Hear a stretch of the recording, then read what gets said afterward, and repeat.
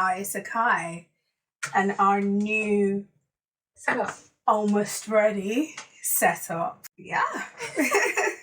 Oh yeah, I'm your overpowered MC Uchenna. And I'm Faith, as always. And we're gonna start with an Our Isekai episode, eh? We'll say we're starting because we also have Love Island to record later sometime this day. Yeah. Our hot takes. I say hot takes. Our opinions on what we think. Yeah. It's been it's an interesting season, that's for sure. Interesting. You don't think so? I mean, so far, it's compared to last year, I'd say it probably has a bit more drama. Seems like it has more drama already. Agreed, yeah. Yeah. We'll get to it. We'll get to it. Episode, what are we doing? So today is an episode on series, and we're going to start with... Where do I start? Oh, Revenges, right? Yeah. Yes. Bear with me. Do you want to start with side characters that stole the show, or revenge? Yeah, we can start with the Revenges. That's like the main thing, isn't it? Yeah. So, as normal, the episodes will be the main topic, which today is revenge, and then side characters, outside side characters. What's next after that? NHS needs help. Yes, the ones that need intervention. Yeah. After that, that's the episode concluded, because we would have done this or that, but we haven't prepared that far because we're falling back in the swing of things. Hold on, because this episode's been in the works for ages. Let me see if I actually do have this or that. Have a this or that, yeah. Also, bear with me. I'm learning how to use a goddamn iPad for the first time in my entire life, and it's doing my head in. You got used to it. You got used to your iPhone real quick. Okay. Yeah. It's not letting me slide or to scroll, and I'm losing it. Oh, okay. So side characters, NHS intervention, red light, green light. I've got red light, green light. Okay. And I've got this or that. We've got a full episode for you guys. Hey, look at that. We're prepared. Obviously. All right, Revenges. Okay, so my first character of Revenge is obviously Emily from the show titled itself Revenge. Well, yeah. So Emily is a... Yes, because I told you Emily was my top one, so you said, okay, I'm going to change it. It's a conversation we had. Okay. You did not change it. Because we can tag team on Emily if you want. We'll tag team on Emily. No. Carry on, please. What? Emily, Revenge. Okay. So the story of Revenge follows a girl called Emily who comes out of prison on juvie to take revenge on people who supposedly caused the death of her father. So she's after this family, and it's very twisted because she falls in love with the family's son, but at the same time she's also in love with her childhood best friend. It's messy. And she doesn't really, and she's very wishy-washy. So I don't really know. It's a revenge story, but it's not a great revenge story. It's very dramatic. It's very dramatic, and I think that's why I enjoyed it so much, because there's lots of ups and downs in the show. Okay. Yeah. I've got so I was confused because I was looking at the anime Revenges that we did the previous time, but this time it's TV series, and I've got it, but there's a slight change. So we've got the normal episode. We've got side characters that stole the show, NHS, red light, green light. We've got this or that, and we've got a short ship it, skip it. Okay. Yeah, we've got a full. So mine is Arya Stark. Arya Stark. Not Arya. Arya Stark. Very similar, right? Yeah. Stark. From Game of Thrones. She's pretty dope, I think. She obviously everyone knows her story, right? Her father was killed in front of her by the Lannisters, and she vowed to take revenge on them, and she was taken by the Hound. And obviously whilst they were traveling, she learned of other things that had happened to her family, like what happened during the Red Wedding. Spoilers if you haven't gotten there yet. And she added a few more people like Waterfrey to to her ever-growing list of people that she's going to murder. She then finds herself in Westeros. Yes. On with the other side. Men. Yeah, with the Faceless Men, and she trains to become an assassin. Her reactions tend to be very visceral. It's kill. There's no scheming. There's nothing. It's just I would argue murder. there's some scheming in Scheming on her part. There's no like overcomplicated scheming. No. Her goal is to kill. Simple. Not to make them suffer, revenge, you know. But that is the point of the Faceless Men. Yeah, I know, of course. But I mean, even then, her list was a list of people she was going to kill, take revenge on by killing. I mean, it's something fair play, fair. And I thought, you killed my father, I'm going to kill you I'm back. going to kill you. Yeah. Look, I'm not one to judge. She doesn't hold back. She's all about holding on to herself. Not a lot of accountability on there, but she knows what she wants. And she gets it done. And I feel like there's certain moments, standout moments for me, was obviously the pie with the children. She made the pie, served it to him, and that was satisfying. Also, she should have been the one to kill Cersei Lannister. Why? Just because. Was she the one to kill Cersei Lannister? I don't remember. Well, she should have been the one to kill Cersei Lannister. Not her brother, who suffered literally at her hand. Who? The one that becomes Snow. No, the one that becomes blind. That was Jaime. Jaime was the one who pushed him. Yeah, but it's because he caught them. Exactly. So I feel like he should have been the one to But he's a holier than thou priest. He's not going to do that. I don't even remember how Cersei dies. To be fair, was she burnt by the dragon? I think. Yeah, I don't remember. But anyway, the thing you should have killed her if she didn't. And yeah, that's she works her way through her list, and obviously by the time she even got back to their side, a few of the people on her list had already died. So they were in a war, though. They were in a war. So it's inevitable. Someone has to die in war. Yeah. And she reunited with her family, so that was great. Yeah. Right? Yeah, that was nice. And she looked at her sister and was like, the fuck? But that was what Littlefinger's doing, though, partly, because she was like, are you becoming like his? She was like, let me set you straight. And good for Sansa. It's good for Sansa. She stood up for herself eventually. But yeah, that's my first. So my second is Moon-Dong Eun from The Glory. So The Glory, if you haven't watched it, is a Korean TV series. It follows Moon-Dong Eun. If I'm pronouncing it incorrectly, I do apologize in advance. So this girl has been bullied, and I don't even know where the line blurs in Korean TV series in regards to like factually checking like what bullying is like and what bullying is in the films, because sometimes they were like based on a true story but dramatized. So I'm like, which part of this? How much is really? Like, well, yeah, like which part? I've seen some stories online. Yeah, some stories I'm like, that happened in The Glory. Are you telling me this scene is factually correct? That's wild. Yeah. So I feel like I don't know. I like watching it, but at the same time I'm like, this can't be factually correct. Right. Like, this can't be someone's retelling of their actual life story. And this couldn't have been someone's actual reality. Yeah. Yeah. So Korean, I love the fact that you did give a disclaimer. Sometimes I wish you just left it a fantasy, so I didn't have to. I mean, I don't want to know. So yeah, this girl bullied. They ironed her, Eternal. They literally got a hot iron, pressed it into her skin as if they were marking her. Honestly and truly, I don't even know how she survived, because she had an abusive mother, an alcoholic father who was neglectful, and then she had these bullies who were like rich, from rich families, so she couldn't do much about it. Even when she moved schools, they used to find ways to bully her when she moved.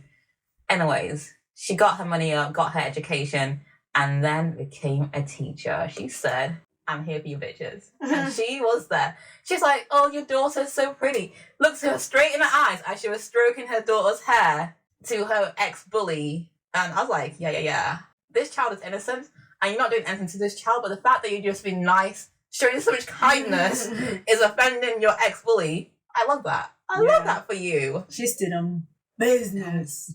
Damn right. Damn right. And then the bullies came back and like, no, I'll help you catch the other one. Just don't come after me, because when she was coming after you, she was coming for you. One of them was a priestess' daughter, and she revealed to the like she was like an alcoholic, a druggie, and she was abusing the church funds. And then the church lost all its followers and lost all its money. And then they were like, her bully friend were like side eyes, like, we can't come near you. You're not excommunicated. That just goes to show, You're right? excommunicated from our group, because if we come near you, she might come after us. She was coming after them. Regardless. But yeah, if you're a bully, let me know. There's no solidarity in bullying. Yeah. Stop it. But yeah, Moon-Dong stands on business. And I love the fact that she actually did, like, she wasn't wishy-washy like Emily was in Revenge. Like, she knew exactly what she wanted.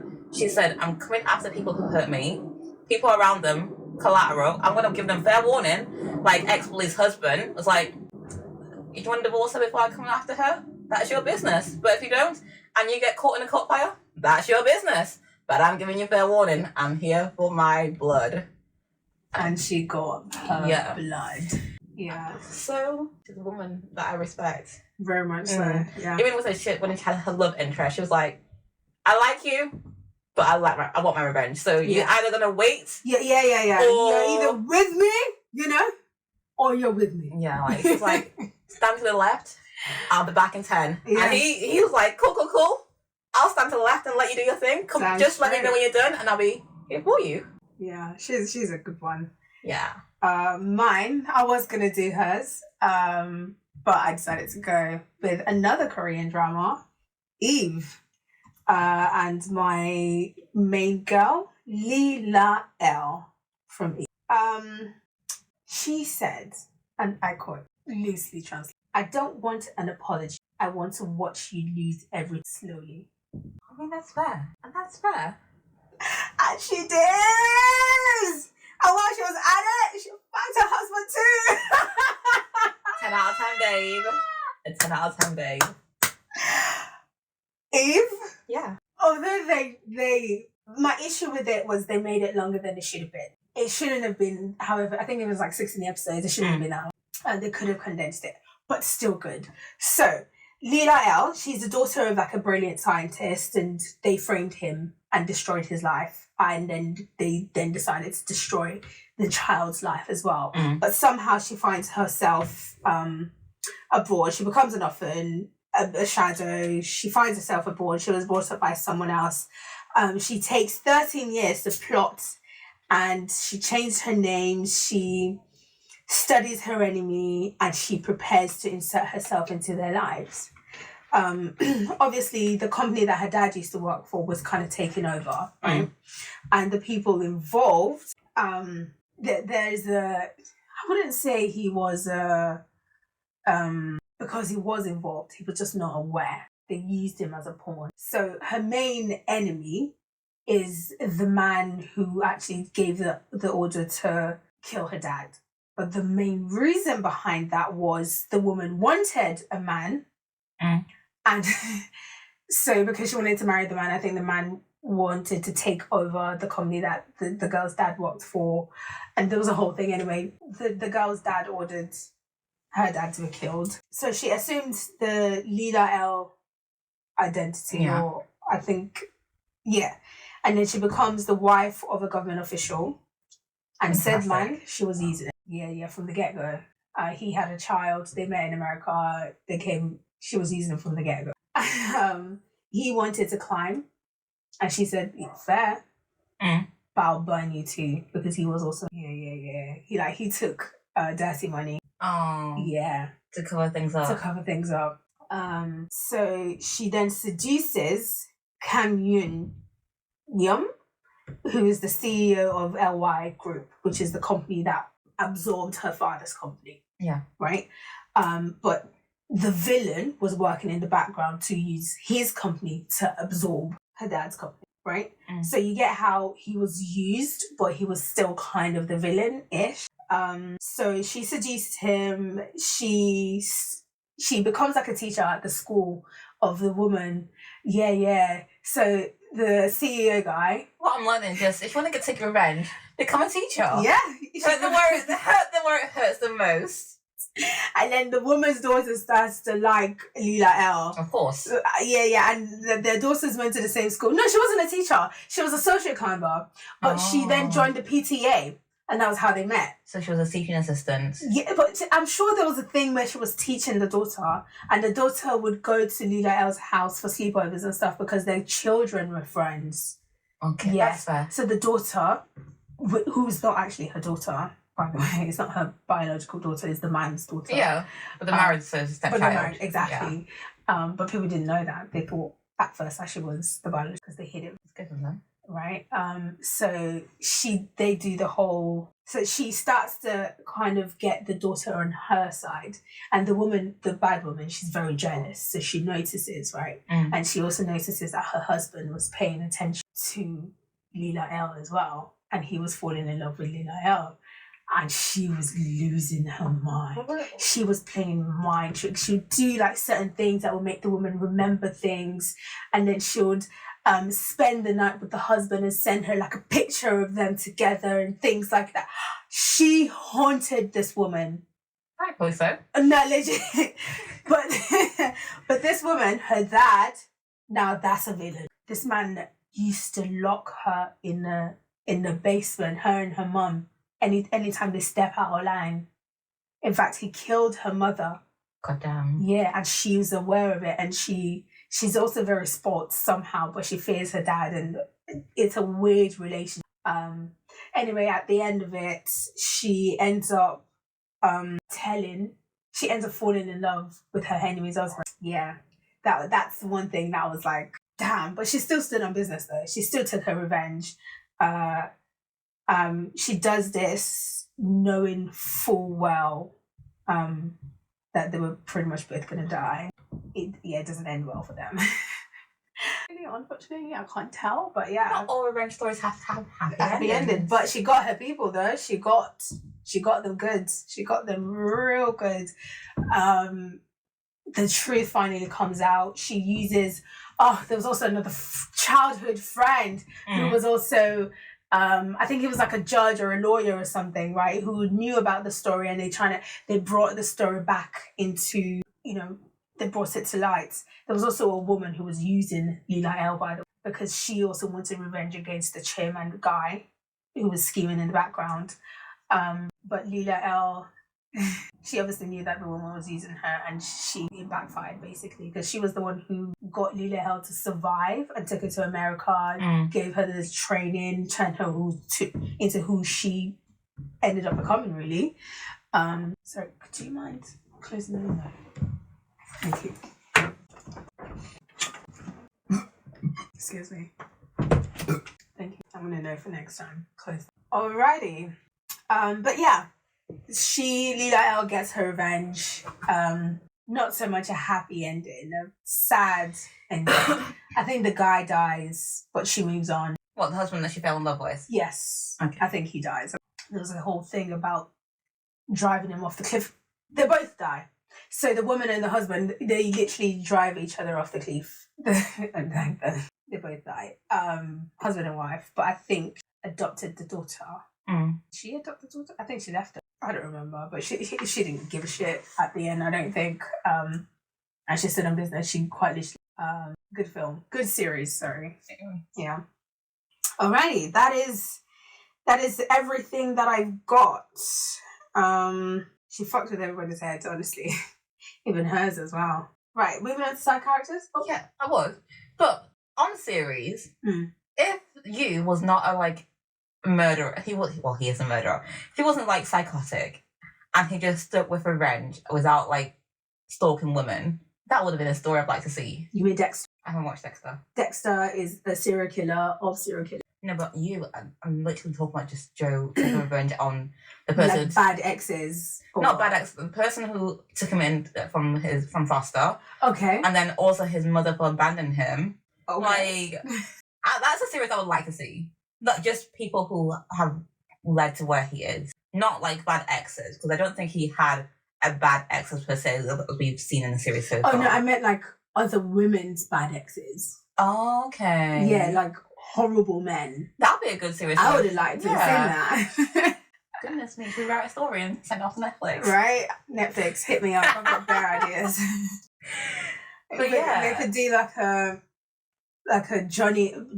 Bonnie and Clyde, so like he could have a partner that they kill bad exes, men and women together. Just to equal. There aren't just bad men in the world. There are horrible women, kind of. It's the system's fault that we're generally fantastic. Moving on to side characters. Side characters that stole the show. First on my list is Tasha St. Clair from Ghost. Is it St. Clair? Anyway, whatever her last name is. Tasha from Ghost, the series. So she was the wife of Ghost. And then they met in high school, was the secondary or college, wherever they met. And then she started helping him like hide his finances so he can showed him how to clean his money. And this man married her just so if they ever get like caught, she couldn't testify on him because they're married partners. Because the only thing that was saving him was the fact that she was her accountant to begin with, before he got like another like accountant because she got pregnant for a while. Yeah. So witnessing Tasha's story, like from when they got together when they were like young teens, to like when we see her in the final when she's taking care of Tyreek, and how she becomes not the new Ghost, but she influences him, mentors him to be who he is. Like that scene when she was like, when she got a new man, I loved it for her. You said Ghost and talking about Tasha. I was like, Tasha? What do you think? I was like, I swear Ghost is a film. It is not about revenge. I'm like, okay, but we're not even talking about revenge. It's like, side characters. Sorry. You're talking about the power. Yeah. You said Ghost. I know I said Ghost. Oh my God. Because that's how I remember it. Sorry. I know what you mean. From Power, the series. Ghost was just her husband. Yes. Just a husband. Remember I said that. Just a husband. That's all he was. He was just a murderous man. Wow. Murderous man that cheated on his wife. Murderous man. Who cheated on his wife. I'm in love, Tasha. The love of my life just died, Tasha. That was a piss taker, Jenna. Nah! You told me I was your accountant. Then you married me so I couldn't testify on you. And then you made me have your children. So you had someone pass down your legacy to. And then when I get my mans, you're saying you're stepping out of our marriage. Dickhead. Nah. Yeah. It's a shame I stopped watching Power. Well, I haven't watched the new iterations of it. No, like I mean Power, not even Power Book 2 or the actual one. Yeah, I think I've watched the start to Power Book 2 season 1. After that, I have because it moved up Netflix. Because Netflix didn't renew the rights with them. Right. Yeah. So I was like, I'm not getting another subscription just for one extra thing. This is nonsense. I mean, they moved to Stars. Yeah, and I mean it's on Disney, but I was like, I'm not even on Disney like that these days. It's on Disney? Some things from Stars on Disney. Oh, okay. Not everything. But yeah, so that's why I started watching it. But yeah, side characters of the show, Tasha St. Clair. Or Tasha, whatever. Cool. So for me, I've got Pam from True Blood. Why does she steal the show? She doesn't give a fuck, you know? She's stylish. She's a stylish European Scandinavian vampire. She was Eric Northman's progeny, and then she kind of evolved into this really suave, stylish, savage, quick, great characters. She had really nice one-liners, right? One that stays on my mind constantly is like, I'm so over Siki and her precious fairy vagina. I know. Because she had bare men, yeah, wanting that look. She had a vampire, she had 2 vampires, she had a fairy, she had a werewolf. I don't know what she ain't had. She had it all. What happened to her? Right, well, it's a indeed. Well done. Yeah, but she stuck with her original guy. I'm not exactly.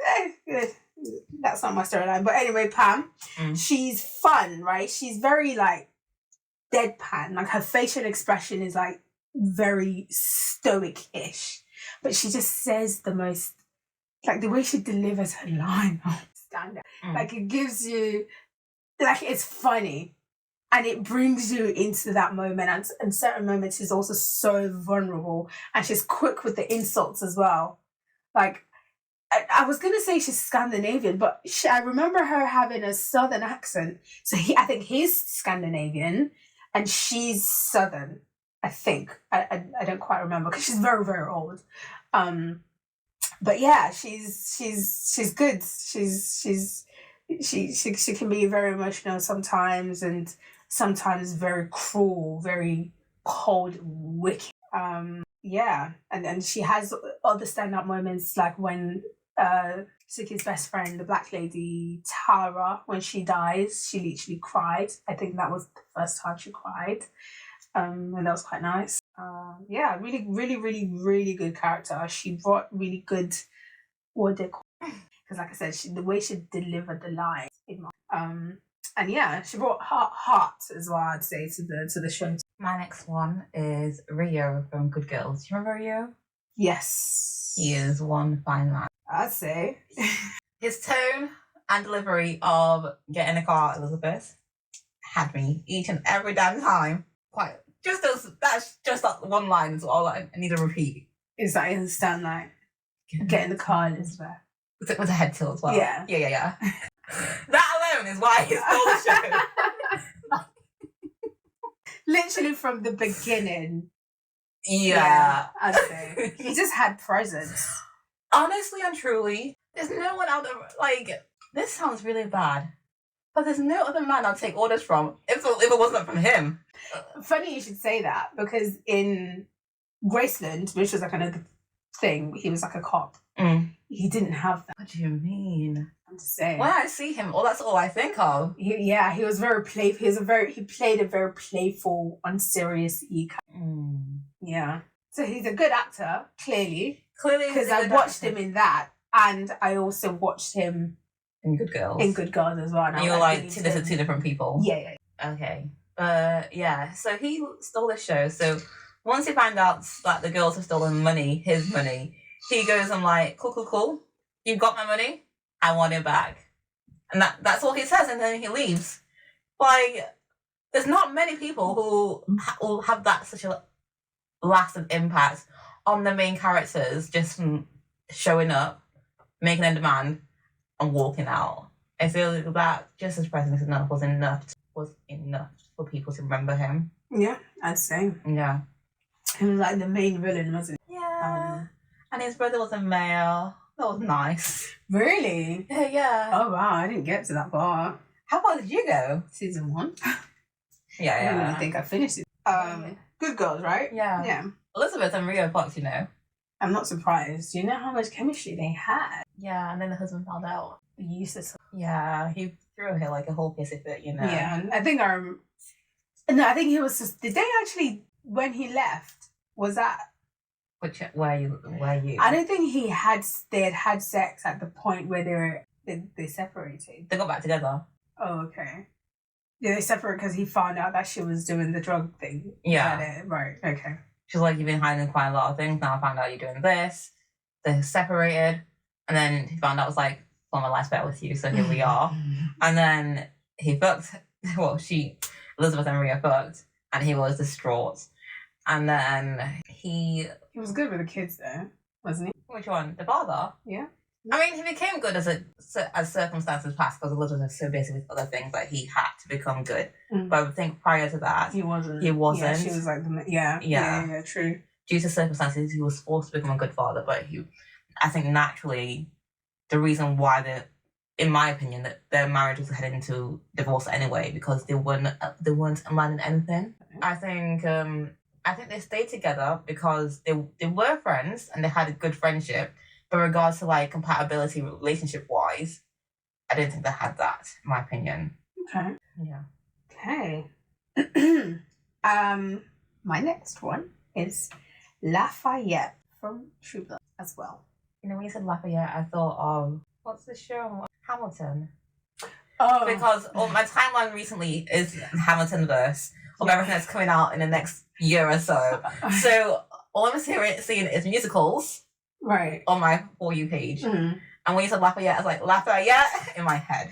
No, what I've been seeing, I think last week what I saw was the people doing the thing where they were getting dressed and he was like, Hamilton, come back to bed. So I've got a minute out of time and I'm climbing out the window. And people acting it out like, bitch, I gotta go. I'm loving it because the men are dressing up as the wives. Yeah, the wives as well. Yes. Before the first enactment of Hamilton, the girls were dressed up as Hamilton. So the boys were like, okay, we see you. And that was actually quite fun. Now that is something that I like. Like that's good natured, right? That's fun. Not the one that they'll do their own version and it would just be horrible. That's that. Yes. That's what I'm doing saying my For You page. Clearly theatre boys are a green flag. Oh yeah. I agree. No shade to anybody else. My next one. Who did I say was? Oh, Lafayette. Yeah. Right. Lafayette. Apparently, I found this out while I was doing my research. He wasn't supposed to make it past season 1 because I think he dies in the books, in the first book. Okay. But because of the actor's performance, everyone loved him. Like that's how much of an impact that he had. He was because he's queer, right? So he was very flamboyant, showy. Flamboyant, showy, but very real. Yeah, like he became an emotional anchor for a lot of that. He became for Sam, for Suki, for Tara, for a lot of people. And they kind of grew his character to become like a spiritual something, and it was actually quite interesting. And then it was a real shame. Did they kill him? I don't remember. But anyway, he was defiant. He was very southern real. Like, I don't know, he's just the way he is. Like, same thing with the one-liners and like the really quick quips back at people. He was good at that. Very direct, emotional.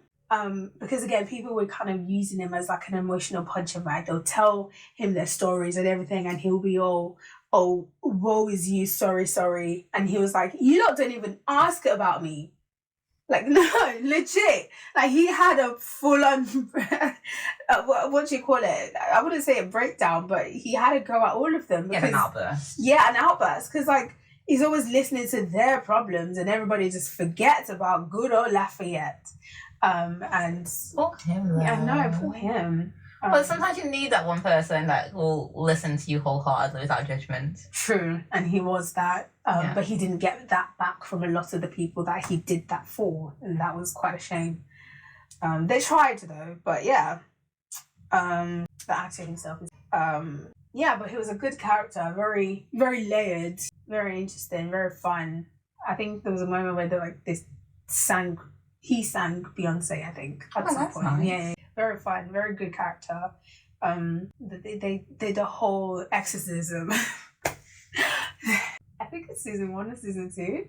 Tara, his cousin, was convinced that she was cursed or something, so she had a whole exorcist. So I think the mum, she was a drunk, and then she had an exorcism. They paid her like $2,000 or something. I know. And then the mom was so convinced that she was cured because she wasn't drinking pancakes and everything. And Lafayette, the woman was not in it. The mom finds even Tara herself was kind of delusion is key sometimes. Quite literally. Very, very, very good. And that's the end for me. My next one is Lady Asian from Mr. Sunshine. So I actually watch quite a lot of Korean dramas, and I think I'm going to start mentioning them quite a lot. I don't really watch many European dramas, I realise. Yeah. Most of the things I watch are like Korean dramas or Chinese period dramas. Basically, majority of what I watch is in the Asian. Yeah. So, Mr. Sunshine, for all who aren't into Korean dramas yet, you will be informed very quick and soon going forward. So, Mr. Sunshine follows this army person who's half Korean, half American. So he's coming back to Korea during the war between Japan and South Korea. Touchy subject anyway, for that time period. So there was a revolution fighters. Lady Asian is an undercover assassin of the revolution. She's an actual lady in the show as well. So people can't find out she's a revolutionary because as a lady, you're meant to be you're meant to stand with the current government. Right. And but the revolutionary army are against the government because they're like, no, we want to fight for Korea's freedom. Right. But the government wasn't doing much in regards to that. Because when it was still known as Korea Japan. Yeah. I see. So she stole this show for me, aside from the main character, because similar to The Glory, though she has her love interest and they do fall in love, both him and the love interest, the main character, Lady Asian, start fighting together once they find out who they are, because they both were assassins, right? So he was an assassin when he was in an army, but people in the army didn't know he was an assassin fighting against them. And so when they find out who each other are, because they used to like sometimes meet when doing the operation sort of things. Okay. And then they fall in love and they were like, let's team up and do this together. And it's fantastic because cool. Romance is there, but it's not the baseline of their story. The story is like, we're doing this for our country and we're doing this because we're fighting for our freedom. Even to the point like, if he has to die to sacrifice himself so she lives, he would do it because it's not about their romance. It's about the freedom. Cause. Yeah. Damn. Watching The Sunshine. It's a good period drama. But I understand. I watched some sad stuff. It's very intense. I just never watched the end. It's very intense. Yeah, I'd say it sounds intense. Yeah. So which is it, the man or the woman that we're talking about here? The man. Lady Asian is the main side character. She's not the main character, but we do follow quite a bit of her story because they, as I said, they have a love interest, so they connect that way. Cool. Brienne of Tarth. I mean, she's a good fighter. Yeah. She tall. Don't Jamie and him have like a little thing going, like a little romance? She had a little crush. Yeah. She had a moral compass in a world that didn't. She had principles and standards in a world that did not have any at all. They had rules. Backstabbing like crazy, yeah. But she had a lot of power, but she wasn't cruel. Chivalry. She was chivalry. She was a knight. Oh, she is a knight. Yeah. Yeah, and she was just nice, you know. And that moment with the red-headed guy from the other side of the wall, that was cute. The one who kept looking at her, that liked her, and he was like, "Oh, what kind of a beast is that?" or something like that. What kind of beast? That's a lady, sir. Oh yeah, well, from that. Because they're from the other side of the world. Oh, I don't think he called her. Did he call her a bitch? I think he did, and she took offense to that because she heard it. So? Yeah. But he didn't mean it that way. I know he meant it as a compliment. But hearing it out of context, I'll be offended. No, it's just different traditions because to him, he's given her a praise, but to her, she didn't take it that way. But that's what I'm saying. Out of context, she didn't know what he meant. Yeah, of course. And then because I think he saw her fight and and she was creeped out by it. Rightly so. But yeah, she was a true knight. She was loyal. She had courage. She had honor. Honor. She wasn't the most good looking, but and to be honest, I think she was mocked a lot for her looks. But she persevered. That's the word I'm looking for. She moved forward. She didn't take that as a thing to be a bad person. She still, had her morals and was good. I'm talking to the billionaires of the world. Just because you're a billion, you get to be assholes. And she was a knight that was worth her weight and more in gold. And I think it's hard to have questioned her action. Upstanding person in that entire world. My next one is Christina from Grey's Anatomy. Christina is a bad bitch. Not only does she do dance parties to get her stress out, but when it comes to operating, she knows what she's doing. Yeah, I think the only part that I ever questioned Christina was, but she got called out for it, is when she was with Burke, and then the professor was like, "I've never seen you shrink yourself in the presence of a man, because you knew the answer to the question, but you didn't tell him, and instead you spoon-fed him, so he thought he got the answer when you knew the answer yourself to begin with." And I was like, well done, Professor. This professor was trying to fuck us over. So, we have to take our wins somewhere. And she was like, yeah, I hear it, but I love that man. I was like, fair enough. If that's what works for your relationship. But she knew who she was. She didn't let the relationship sidetrack her from what her purpose was. She was like, I want to be a surgeon.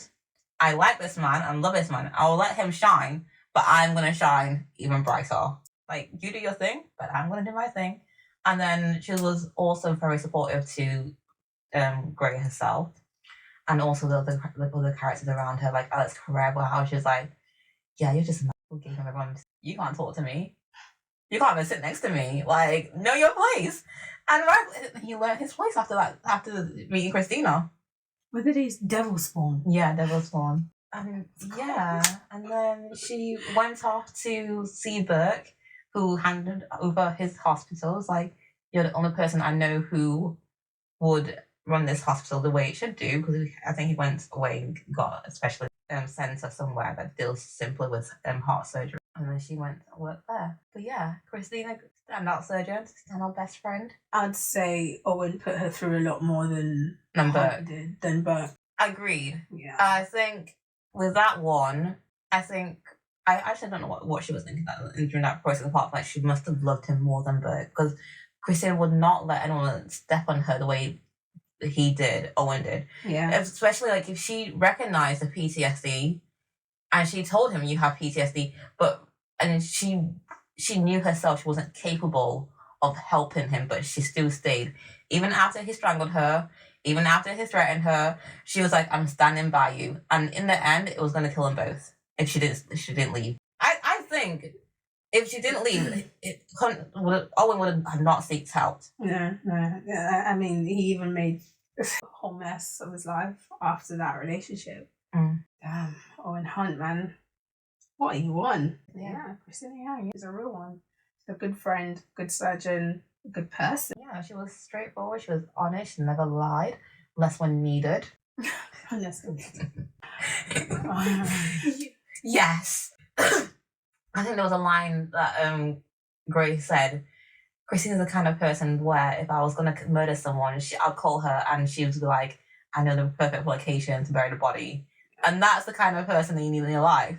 Someone who has a solution and doesn't question the problem. It's like, okay, the problem's a problem, but this is what we're going to do going forward. And she was driven. She was very driven. Yeah. My last is Tywin Lannister in Game of Thrones. I just kind of kept it to two main things.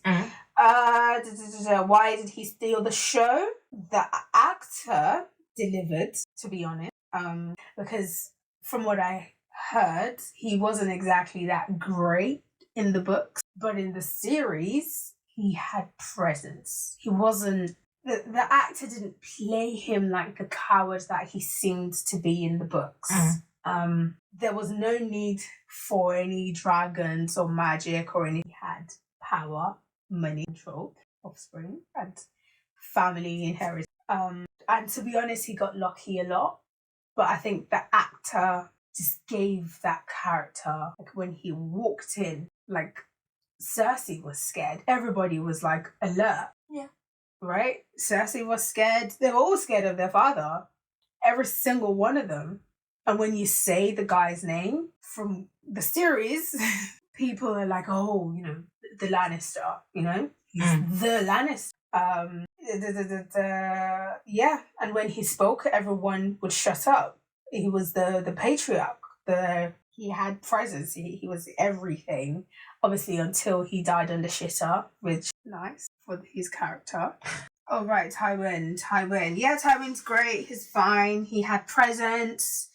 He obviously had the weight of the Lancaster, of the Lannisters on his chest. The whole dynasty and stuff. So good. He stood out. The actor did a great job. Apart from the way he died. Moving on to NHS characters. I got distracted. No, it's okay. So my NHS characters that need help are all based on the TV series Revenge. So for my first one, we are going to be dealing with Emily. Emily, she has problems. She attacks people. Well, she's taking revenge, first things first. And she's been in prison. So we know she has conducted foul play to the point that she's been imprisoned. Maybe revenge is not, the way forward. Yeah. Not it was just for her, to be honest, just for her. Especially since she wasn't exactly great at it. No. So she's dealing with she needs to first deal with PTSD of losing her father. That's what's causing her to... Who ended up actually... Not being dead. Yeah, so PTSD from losing her father. That's what happens when you put a man on a pedestal. Antisocial behaviour, because, you just can't go around causing distrust in the family. That's not the way forward. I mean, the family itself had issues, but... Yes, but she, added salt to it. She was at the fire underneath the problems. She was feeling it. Oh. So yeah, Emily PTSD of losing her father and social behaviour for fueling already present negative traits of a family to be exacerbated to the present where they become worse versions of themselves. Sounds fair. I've got Arya Stark. She needs to be in CAMHS. CAMHS and trauma processing. Why? She's a child soldier. She's an orphan. An assassin. She's addicted to revenge. She needs therapist, not a kill list. She needs a checklist of things to do in the morning to give herself purpose other than killing people. She needs to process her trauma in a healthy way by talking about it and moving on from the death of her family members. Yeah, that's what I've got for our girl. Okay. Next one is the Queen Bee herself, Victoria Grayson. I actually like Victoria, Though she was characterized as the villain, I think I liked her. She was there for her ish. She did the best she could. She was an asterisk, yes. Where she could be present, she was present, but where they were going wrong, she turned a blind eye to that. She's like, cool, money will fix it. Yeah, money will fix it, but where's the parenting in this? Well done to her. She's manipulative, and sometimes she lacks empathy. Because to her, no problem's too small to fix without money. So she's just like... She's a victim of her circumstance. I suppose. So I feel she just needs to leave. That's the solution for her. Yeah, leave all the money, leave everything behind. Because at one point, I think she did find a love interest that she did actually like. Yeah. And they were compatible. He wasn't selfish. He actually made her caring to some degree. Yeah, but she couldn't leave. That's the point. I think she needs to choose that lifestyle herself, because that's the lifestyle. No, it's not the lifestyle she wants. It's the one that she needs to become a better person, to become a healthier person mentally. Fair. Yeah. I've got Walter White. He needed the oncology department. I know he didn't have money, but he just needed to have been unfortunate enough to have been born in America. Because imagine if it was born just a few whatever up north a bit more in Canada. Right. So he also needs, in my opinion, aggressive psychiatric monitor to watch him and to make sure that the decisions that he comes to, the conclusions. I mean, you get cancer. Some people think, oh, let me go traveling. Yeah. Walter White thinks, I need money. Oh yeah, I'm a science guy. I'm going to sell drugs. He doesn't think, oh, I'm a science guy. Let me invent something that I could sell. No. So why? Anyway, obviously we'll start with the cancer, kind of see, get him into to get help somehow. And just because you're dying doesn't mean you should go straight to meth. You know, there are other places and other people that could possibly help. Although that does ease the pain, though. Also, it doesn't mean you should start lying to your whole family and start killing people and have an alter ego called what? Hoffenheim. Anyway, he goes by like a street name that he's known as. And yeah, so get some psychiatric help and family therapy, like proper family therapy that you constantly go to, and you don't make your wife the villain. Yeah, that one first. Next. My next one is Charlotte Grayson. Charlotte is just unfortunate to be born into the family that she's born. She's too kind-hearted for that family, and because of that, she gets easily manipulated. She's a brat. She didn't have a great mother or father for that. Bare people had shit parents. Turned out. I'm just saying. She struggles with low self-esteem. She does struggle from low self-esteem. Yes, because she has a cracking mother that brings her down all the time. As I said, Victoria Grayson, though that she does shine for her children, she is also the worst parent. Not as bad as Conrad, but she is a bad parent. Low self-esteem, depressed because of the family she is in, and everything weighs down on her. Because she has a conscience. Yeah. She can't just... And because of that, because she, as she said, she does retaliate. She's a brat. She doesn't know how to handle her emotions because she's never shown how to handle her emotions. So she overreacts. She tells people off, like, because she doesn't know what to do. So she expects other people to know what to do. And when those people don't know aren't doing what she thinks they should be doing, she gets upset and she throws a tantrum. But yeah, she, in my opinion, she was just too kind-hearted for them.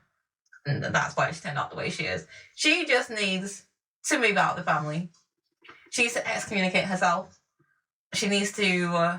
I think she still needs her money because, she's used to the lifestyle. She's used to the lifestyle. I can't take that from her. No. I think she was ready to become a poor man's wife. I don't think she'll be happy with that, though. Well, she had a thing for Declan. You can't be having a thing for Declan and not be willing to be poor. I said what I said.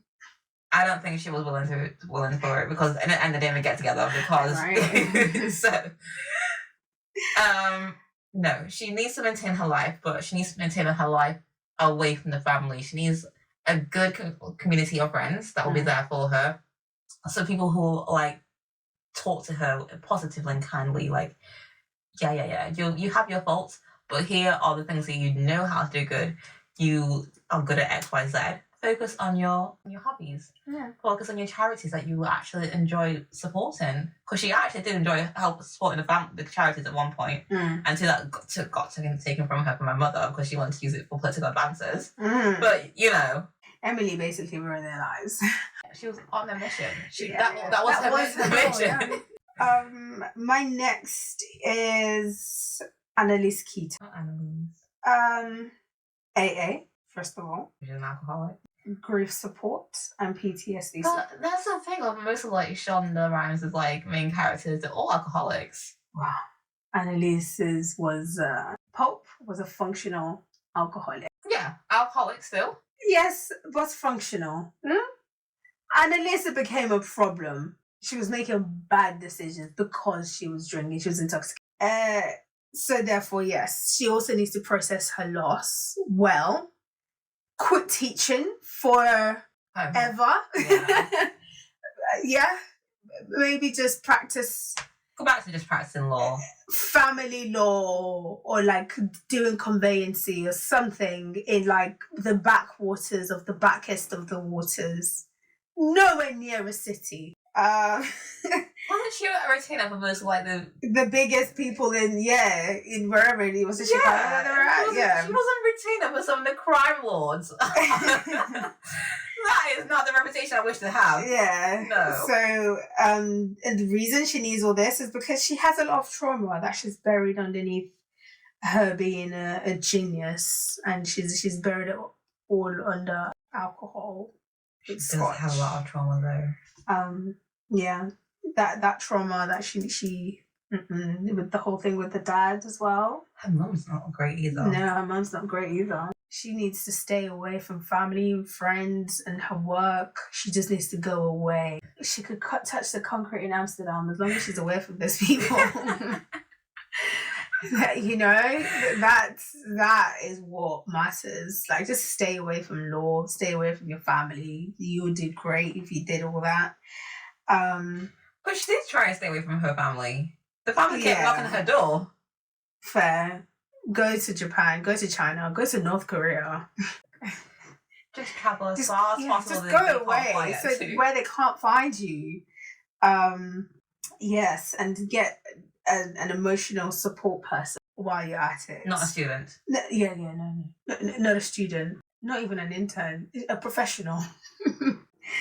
Yes, that's what I've got for Annalise. Okay, my next one is Daniel Grayson, the love interest of Emily. He's just a playboy. The playboy who gets played and manipulated.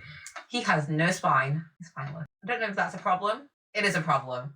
Being spineless and not standing on your own core principles and letting people drive you whatever direction. But that's how he was brought up. He was brought up to be spineless until he was able to come out of the clutches of his mother and father, because they were so toxic. Oh my God, they played him like a football. I am sorry. Carry on. But because of that, he starts using alcohol to cope with the fact that he can't make his own decisions. Yeah. He's like, well, all I'm good for is being your tool. Outside of that, what can I do? They were like, sit still and look pretty. And so he becomes a playboy. He starts drinking. He starts going out. He becomes reckless, apart from when the cameras are on him. But then he goes away and comes back, and he's all right. He wisens up eventually. Yeah. He goes, because the next person who starts playing him is Emily. He just changes from one person's tool to his next person's tool. Emotions. They're in love or something like that. Okay. He needs confidence. I don't know how he's going to get his confidence because his circle ain't his circle. No, God. So can't even trust his friends either. No, because he doesn't when he even has his own opinions, he doesn't follow through on his opinions. So I think what he needs to do is just make a list of things that he wants to do and follow through, regardless of what people say or not. I'm not saying be reckless. No. I'm saying, I think he had an ambition to serve. Maybe do more, do things that aren't. I can't remember whether he did surfing or not. I don't think so. I don't think he was ever that kind of guy. No. Nonetheless, my point being, just do the things that make you happy that aren't reckless. So I'm not saying you should go out, go back to the alcohol. If it means you're opening your own bar and you're not all you do is manage the bar and you have staff and that brings you joy, go ahead. If it means that you, with your sister, do a charity, you want to focus on charity outside of your family, do that. As long as it's something that you are passionate about and you are in control of, that has nothing to do with your family, but you just know brings you joy, just do that. Fair. I have next Cersei Lannister. This woman needs a whole team to help her with her personality disorder. Not just one person, a whole team of people. And also postnatal depression, because her attachment to her children, unhealthy, even to the point that she murdered because she was the one who even spoiled in the first. She lost all her children, one by her hand. The other one, the one she loved the most, she had no choice. But that one was murdered due to her actions, so guilt there. The last one, you could also say, she was the cause of it because he decided he was going to jump. And he was the most innocent of them. He thought he was in trouble. He was being manipulated by his wife and his mother. And he was a king at such a young age. And after that, obviously, grief. She also needs grief support for the loss of all her children. And what I'll say she should do, stay away from power. She's intoxicated by it. She needs to be in a role where she serves people and does good. And yeah, that's her. She needs to stay in power. Because otherwise she also, if she ever does touch power, she needs a council who have more power than her, who can lead her in the right. Because power is power. Sorry. Power is power, but power in the wrong hands, and Cersei Lannister's is. So stay away from politics, stay away from anything. Go to therapy, go to grief support, go to a psychologist for personality disorder, a team of them, by the way, to help you with that. And I think she'll be fine. And stay away from your brother. Wow. Yeah. I'd prescribe. No, because there was one point where, I don't know which season it was, when Cersei was like, these are your children, and Jaime was like, no, it can't be. He was in denial to the point where he didn't want to see her for a while. And she couldn't handle it.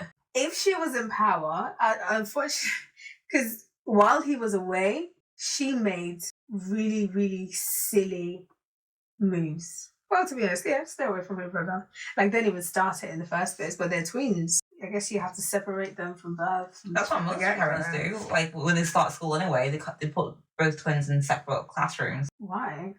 I don't know. Some schools, if they have parallel classes, A and B, sometimes they put child A and child in one class and child B in because they don't learn properly, because they become codependent on each other. I think that's what happened to Jaime and the sister, because they were in the same classes, learning the same things. They became codependent and never grew. They suffered in the hands of the same father, and they never grew to be the.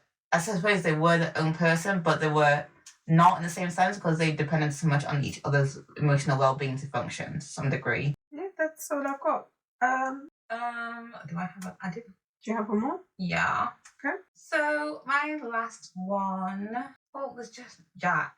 But Jack's just depressed. Jack is depressed because the love of his life came back and chose another man. Nothing to say for that one apart from choose better partners. Okay? Just legit. Because you know the girl that you like is falling for another man. I know the heart wants what the heart wants, but in this situation, the heart is wrong. The Emily came back. And he didn't recognise her. And then she started showing traits of the one that she did. The wrong Emily, because Emily got fake Emily to come and he started dating fake Emily. Remember, fake Emily had a child for him. Yeah, I remember that. Yeah, because he was like, I'm not the Emily. And she was like, yes, you are. Bitch. He was so dumb. I hated that whole fight. Him and his brother, him and Declan, it's so stupid. Yeah. Anyway, I do have one and it's Damon, but we're not going to talk about him. We're going to get going. Red light, green light. So, red light, green light based on Revenge, the TV series. I'll start with Emily Thorne, aka Amanda Clark. Red light, green light. She's not great at anything, to be honest. She's an Amber. I'll give her a green light. It's not her fault. She's wishy-washy. Okay, Amber, yeah. And as I said, she's just annoying. She doesn't do anything of significance apart. I take that back. She does do things, but I was gonna say, but she's just wishy-washy for my liking to be a green light. Green, yeah. No, fair play. I mean, everything she loved was taken from her, and she decided revenge was the best path for her. Yeah, she's calculated. She is kind of loyal to the dead people. And she has a sense of her own type of justice. She doesn't like murder, so that's all right. She doesn't. I think anyone that died was either like an accident or like when she was defending herself type thing. She's got bare collateral damage that she died because of the things and her even coming back. She ruined a lot of lives. Remember Chelsea, the black girl? Yeah. Oh, God. Okay. But yeah, Victoria Grayson. Red light. Yeah. Red.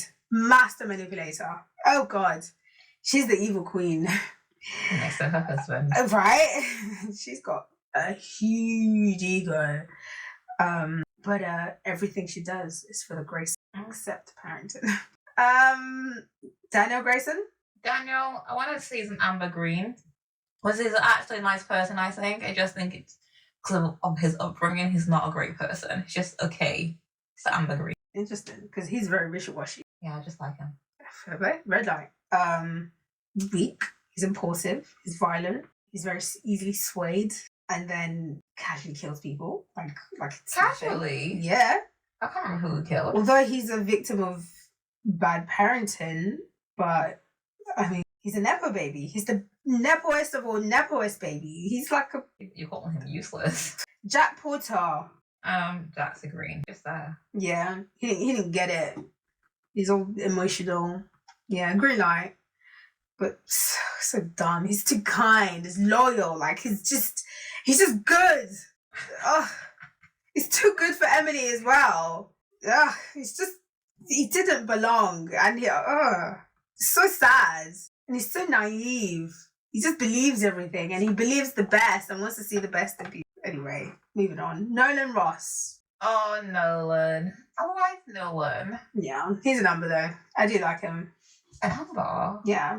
He rides for Emily, like he's loyal for because Emily, he's best friends with his father. He promised to take care of her. That's the one reason. The father's like protege, not best friend. But nonetheless. But yeah, but he's manipulative as well. Yeah, he's a tech genius.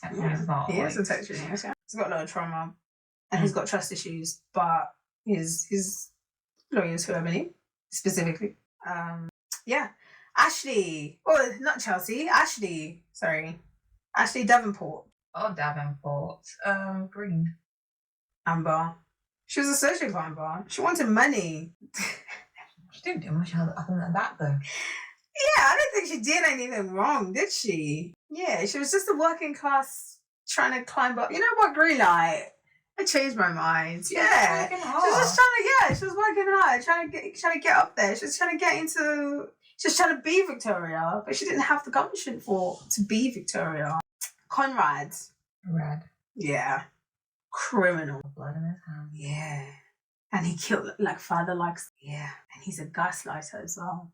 What, to the wife? Yeah. They do it to each other, to be honest, but it's crazy.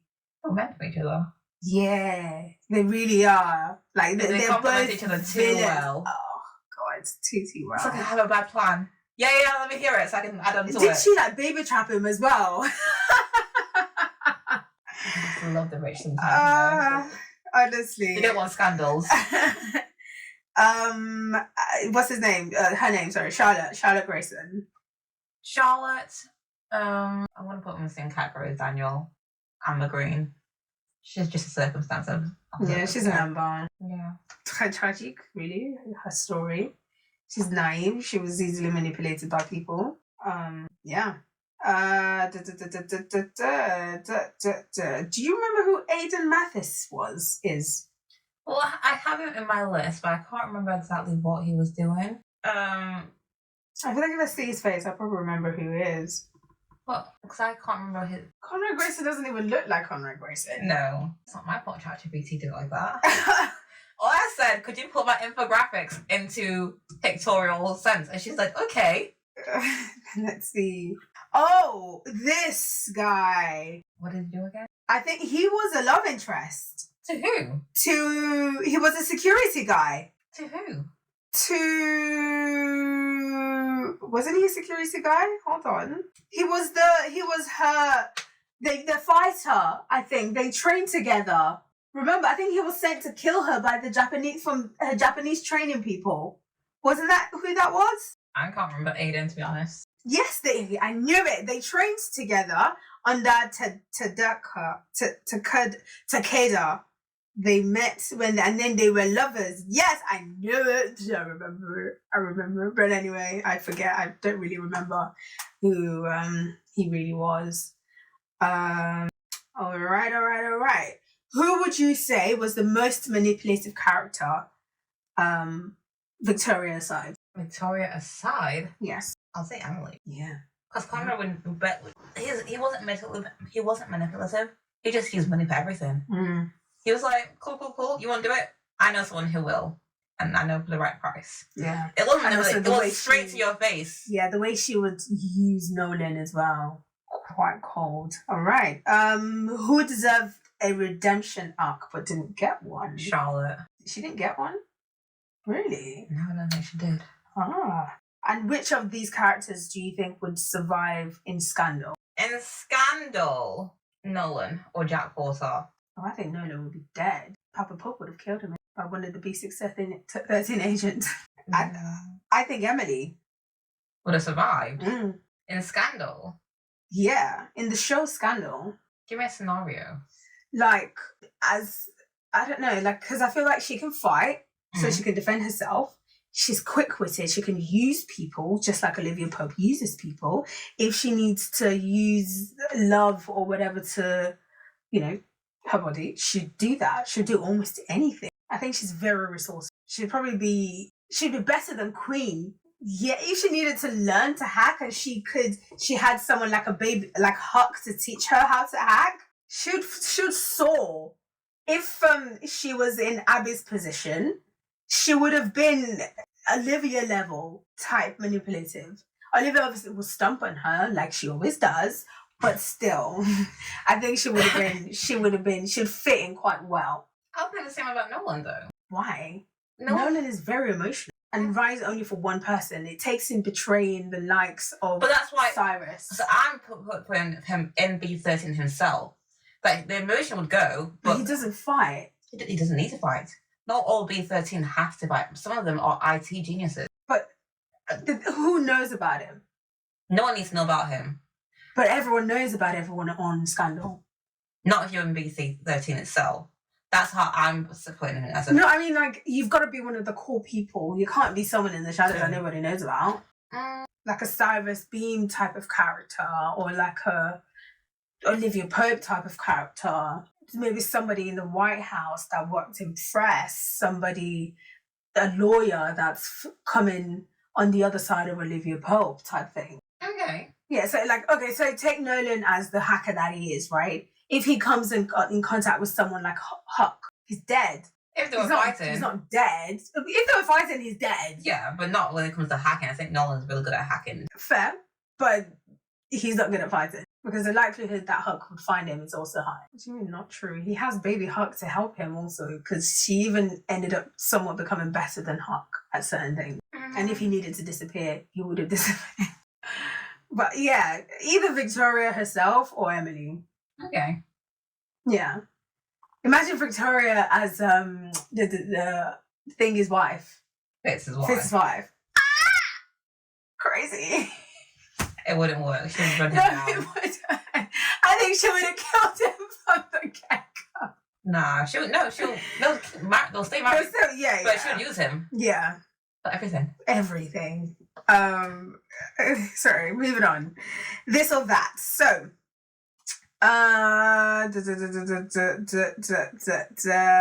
no, because if you're in the list here, I don't think. Oh, I think we've probably done this actually. Emily Thorne or Moon-Dong Eun. Moon-Dong Eun, yeah. What? Who would I pick? Yeah, this or that. Moving on to this or that. What's the scenario? Who do I like the most? Yeah, who do you think is the better villain? For who's the most dramatic? Who causes the most chaos? Moon-Dong Eun. Yeah, I agree. Villanelle or Joe Goldberg? Same scenario. Like, who's more dramatic? Who's more? Villanelle. I love Villanelle. Olivia Pope or Annalise Keaton? Olivia Pope. Rue Bennett or Cassie Howard from Euphoria? Cassie. Which one's that one?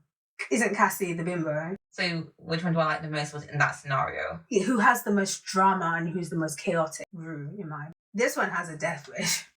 Cassie has a death wish. That is Rue. Exactly. I think Rue's death wish is a bit more up there. She's a Cersei Lannister or Victoria Grayson? Victoria. Okay. Fez, Euphoria, or Rio from Good Girls? Rio. I love Rio. But Fez is a I special love boy. Fez, honestly. Klaus Mikkelsen or Damon Salvatore? Definitely Klaus. You haven't seen it, have you? Klaus from where? Klaus from The originals or Vampire Diaries? No, I won't. Nate Jacobs. Okay. Oh, you don't know Logan Roy, but Logan. He's from Success. Tommy Shelby or Jax Teller. Whoa, that's good. Definitely Jax. Jax. I said, so they're from Sons of Anarchy and Thomas Shelby, the UK Birmingham. Is it Birmingham ones? Do you know what I mean? The one with the Irish guy actor, the Peaky Blinders. Okay. Yeah, that's the show that they're from. Okay, based on vibes and aesthetic, would you rather a high budget fantasy or high stakes courtroom drama? High stakes courtroom drama. I love them. Really? Compared to a high budget fantasy like Game of Thrones? No, because with court dramas, there's always a death somewhere. Fair. So I do watch more high stakes courtroom drama, but I feel like fantasy is good too, because there's a story, there's like death. It's for me.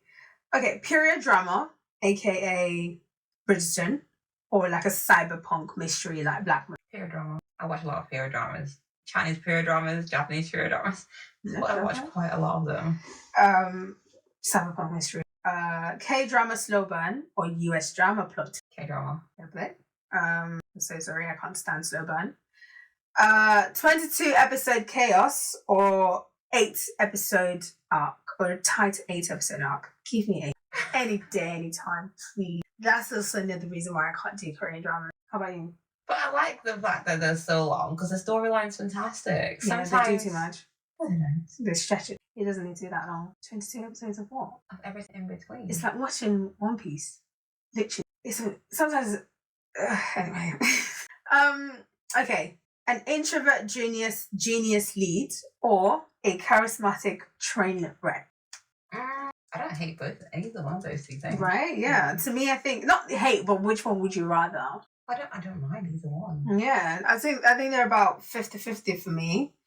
Because it's nice to see the train wreck, just chaos, everything, and the genius kind of think through. Like I loved Sherlock Holmes. Even though what the best is a combination of both, because Sherlock was a messy bitch, but he was also very keyed up there. Okay, the writer's room energy, slow character development or chaotic plot twist. Character development. I'd agree. Assemble cast or one central powerhouse. So like a whole cast of like good characters or like one main, like good. A cast of good characters. Yeah, I'd say. Cliffhangers or clean wrap up. So clean like But Pepe. Okay. What's a cliffhanger? I get why like they're good. Inception cliffhanger where the thing rolls and you don't know what the ending really is, or like a clean cut, the ending type thing. No, I like knowing a story is finished. Fair. Right, ship it, skip it. This is a super random, it's kind of revengey. Oh, it is revengey. So couples who could pull off revenge together, right?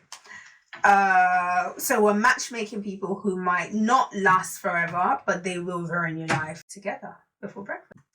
Jessica Pearson and Tywin Lannister. Ship it.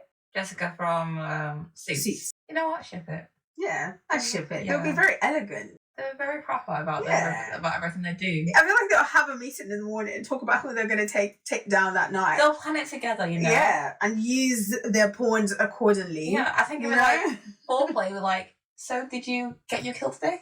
And they were like, yes, babe. Yes, darling. Yes. Yeah. It was like, quite fantastic. Now you meant undress. Yeah, right. Nolan Ross and Villanelle. No. You don't ship it? No. He's a tech genius. Yeah. And she's an assassin. He would provide the emotional needs of Villanelle. Villanelle's so playful. No one is not that playful. He does love playful people, though. He thinks that Emily is stuck up. He loves and he wants her to lighten up. But he He's quite playful as well. I think Villanelle's a different level. Villanelle? My girl Villanelle. I ship it. I like the idea. They'll take down people like that. Yeah, because like he's the tech behind everything. She's a bitch. Bye. Moon-Dong Eun from The Glory and Beth from Good Girls. Do I ship them together? Yeah, I do. I think they balance each other quite well. Yeah. I think they could even learn from each other as well. Joe Goldberg and Cassie. No. Yeah, no. Skip it. They're both obsessed. They're both weird. They're very unstable. Such a bad combination. Very. Lady Whistledown. Did you see House of Cards? Yeah, watched it together. And Frank Underwood. I see it. Right. She would write. She would write all the things, and yeah, I think they'll be a good couple. It's like gossip meets corruption, and they could just tear them apart. I mean, it's happening in real time. Yeah. Annalise Keaton and Rio from Good Girls. No. I think it's 50-50. They can make it or break it. It's like a law goddess meeting a criminal mastermind. Yeah, but she's already on retainer for lots of villains as it stands. Yeah, but they're lovers. They've got each other's back this time. Yeah? No, I think Rio would hate it. He would have her back with everything. Rio would hate it. Hate what? Just the whole setup. Like, where's the fun? She'd be like, what fun? I think Annalise was too controlling for him. Right. Because he generally does take joy and pride in what he does. And I'm not saying Annalise doesn't take joy and pride in what she does. I think she'll be it's a different time. Yeah, she'll be like, okay, I hear it, but have you thought of doing it like this? And he'll be like... And she'll take the joy out of it. Yeah. Yeah. Okay. Christina Yang and Nolan Ross. Christina and Nolan. Yeah, I do think they'll get on pretty well. Yeah? Yeah. I didn't know. She'll think he was a coward. Yeah. And there's nothing she hates more than that. She'll think he had no spine. Nolan? Yeah. No, because if Nolan is for her the way he is for Emily, I think they'll go and work quite well. They would complement each other really well. Okay, fair. I don't necessarily agree, but I see your vision.